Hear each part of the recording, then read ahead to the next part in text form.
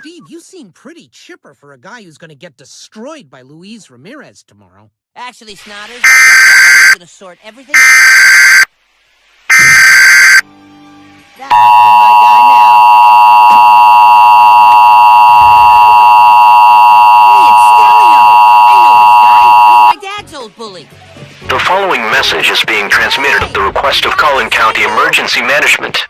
Please discontinue all water usage immediately. The Northern Texas Municipal Water District has determined that the Levin Lake Reservoir, located near the eastern fork of the Trinity River in Wiley, Texas, has become electrically charged due to ongoing thunderstorms in the Dallas metropolitan area.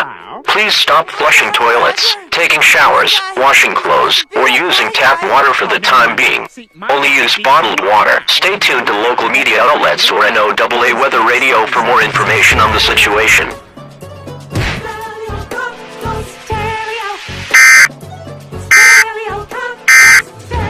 That's you. It's him.